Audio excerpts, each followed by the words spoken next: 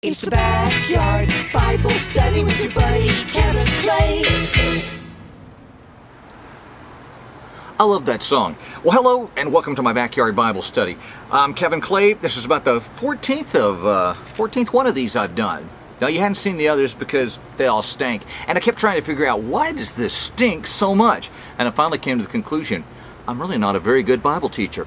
Well, I think you have to be smart. Probably helps if you're actually good. I try to be good and stuff, but it finally dawned on me that I like chit-chatting about the Bible probably better than I do teaching it. So that's what we're going to do. We're going to have a little chit-chat. We're going to have speaks about the Bible, as Inspector Clouseau would say, and try to get into who God is. Now, I know some of you saying right now, well, you just said you're not a good Bible teacher. That's true, and I tried to tell that to God. And I was up on top of Pinnacle Mountain. It's outside of Little Rock, when I didn't have a vision. And someday I'll tell you about the vision I didn't have and what I learned from that. But today, we're going to look at who is God. Well, because in the other episodes of this that you haven't seen, that I've already deleted, maybe someday I'll redo, tried to start out in the beginning, which is actually the Hebrew name of the book, beginning, Bereshith. You know it better as its Greek name, Genesis, or as they say in Espanol, Genesis. Okay, I don't know if that's what they call it in Spanish, but anyway. And you got there, in the beginning, God. Well, that's pretty big. Okay, in the beginning, God created the heavens and the earth. And you got this God who creates everything you see around you, all the nature, all the complexities of from a cell on up to the universe. That's kind of hard to wrap around. So I thought, well, maybe we'd look at some examples of God dealing with people so we can kind of see who He is. I think that might help in our understanding, especially nowadays, with everybody speaking on behalf of God and telling you who God likes and who He doesn't like and what He's going to do. And let's just look at maybe some of the history of how He has dealt with people in the past. So, Hosea is the book we're looking at. He said, Hosea, I never even heard of it. Well, he's considered one of the minor prophets, not because what he had to say wasn't important, but because it was just kind of a short book. And so, Hosea lived at the, let me see, how do I put this in the historical context, toward the end of the kingdom of Israel. Now, before you'd had a civil war in Israel, so you had Israel, which was the northern kingdom, and then Judah was the kingdom in the south, and that's actually where Jerusalem was in the temple. So what you know is, well, Israel nowadays would have been Judah of this part of the Old Testament, or the Tanakh for our Jewish friends. And by the way, everybody's welcome to this Bible study. This isn't one of those, or this chit-chat, whatever we want to call it. I'm not going to be bashing you over the head and stuff. I'm just looking at some ideas here, sharing my thoughts with you, and I would love it if you'd share your thoughts with me. You can contact me through email, kevinclay@kevinclay.com. You could invite me to come and hang out with you. I'd love that. Now, I promise not to smoke the place up. Unless, of course, you've got a good cigar club, and we'll all get our smokes out, and we'll have a chit-chat, we shall. Now, so grab your favorite whatever, a favorite beverage. I'm doing, Vanilla Coke Zero is my beverage of choice today as we go to the book of Hosea. Okay, so it's toward the end of the kingdom of Israel. And what's happened so far, the world stage is Egypt is still a player in the south. You've got Babylon off to the east, and Persia still brewing over there, the Medes and the Persians. And kind of off to the northeast, you've got the Assyrians. Now, these guys are brutal, and they're pretty much masters of the land right now. As far as militarily, they're in the lead, and their big tactic, well, you know, you've heard shock and awe. Well, what these guys did makes us look like Girl Scouts going around. When they went and took over a town or a country, they were notorious for smashing the prisoners in the head, or just cutting their heads off, or skinning them alive, or impaling them on sticks, or ripping open the pregnant women and dashing the unborn children to the ground. Yeah, pretty brutal. They felt like if they could keep everybody terrified of them, that would help them maintain order. And then when they took over areas, they would deport usually the ruling families, not necessarily everybody, but the ruling families into other parts of the kingdom, thinking that would put down revolt if people weren't fighting for their own homeland. And it ended up just really probably hastening their demise. As a matter of fact, a few years before this, a guy named Jonah, you might have heard about him, Jonah and the great fish, or the whale, depending on well, wherever you're going, what the scripture says, or just a popular term.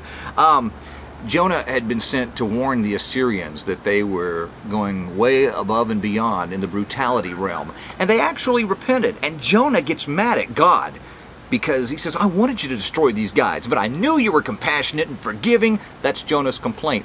Tells us a little about God right there. So, which I also want to bring up, this God of, well, I'll share a story with you. So I'm talking with a Jewish buddy of mine, about the cry room. You have one at your church, if you go to church? That's where, you know, when the kids get out of control, you're supposed to take them out of the assembly so that people can hear what's going on, and you take them to the cry room. And anyway, he had just gone to synagogue, like he did every Saturday, every Sabbath.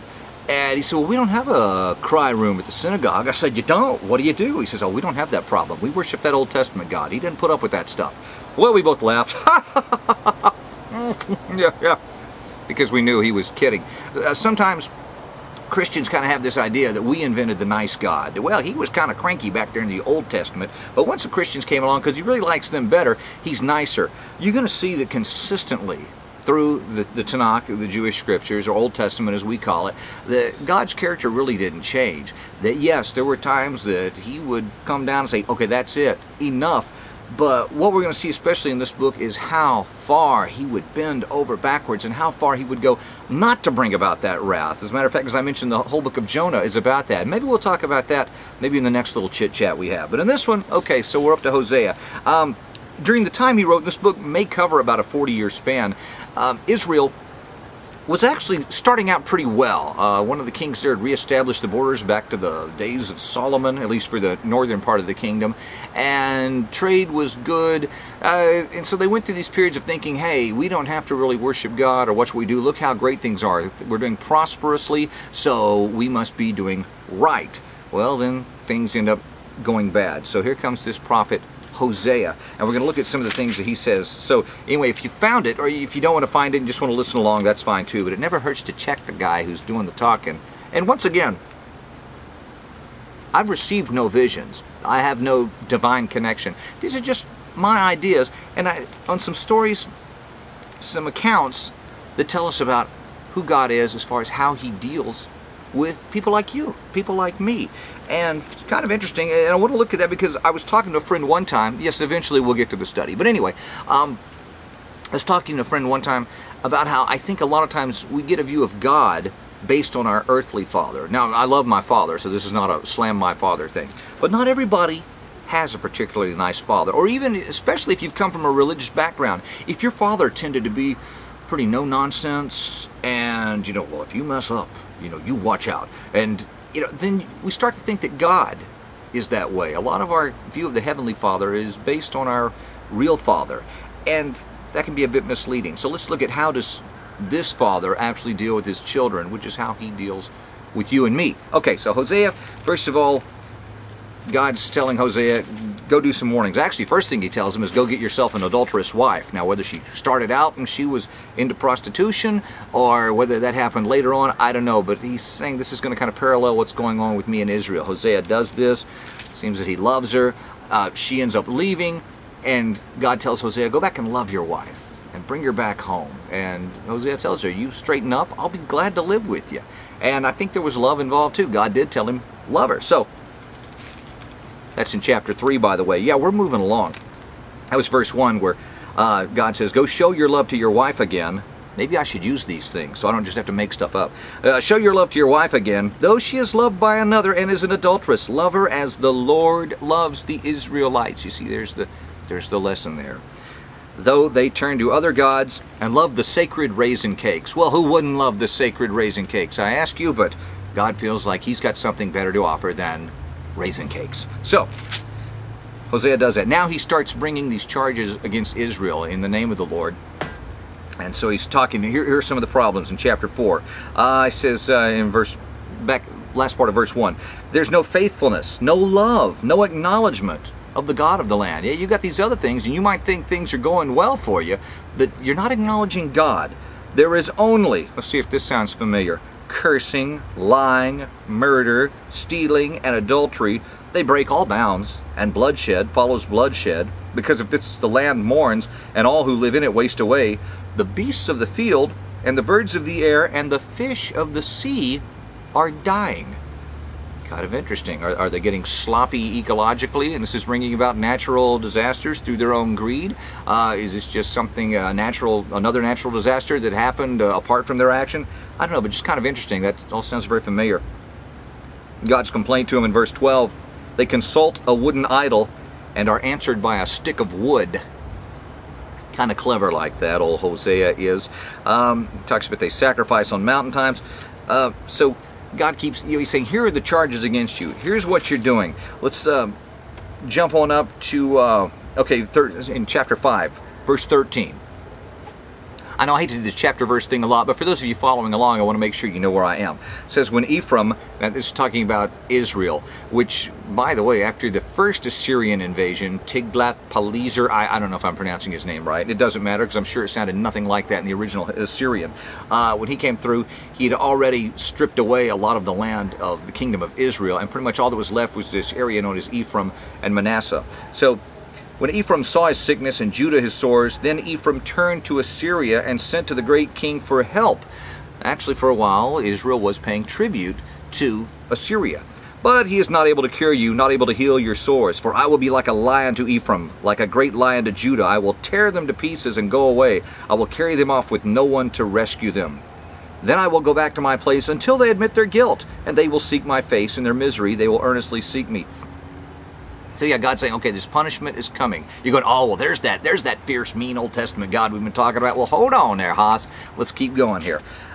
Chapter 6, verse 1. Come, let us return to the Lord. He has torn us to pieces, but he will heal us. He has injured us, but he will bind up our wounds. Hosea is pleading with him. Come on, realize this, that if you'll just turn around, God is very forgiving. Okay, 6, verse 4. Now you hear the frustration in God's voice. You really hear this perfect Father coming through. He says, what can I do with you, Ephraim? What can I do with you, Judah? North kingdom and south. Your love is like the morning mist, like the early dew that disappears. Therefore I cut you in pieces with my prophets. I killed you with the words of my mouth. My judgments flash like lightning upon you, for I desire mercy, not sacrifice, an acknowledgement of God rather than burnt offerings. Yeah, there's a bunch of rules, and he had a lot of ceremonies. In fact, there are 613 rules that have been identified in the Torah by people much smarter than I am. You got those, and then you got the extra rules to follow those rules. And when it boils down to it, though, he says, all that, you're following these rules, but are you merciful to people? Are you obeying my basic commands? All right.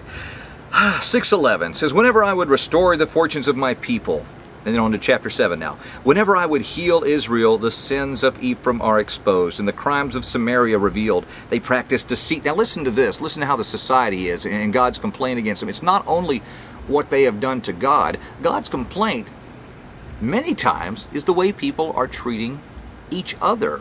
In fact, that was one of the complaints against Sodom and Gomorrah, as they had no care for the poor. Okay, now we get back to 7. It's the Backyard Bible Study with your buddy Kevin Clay.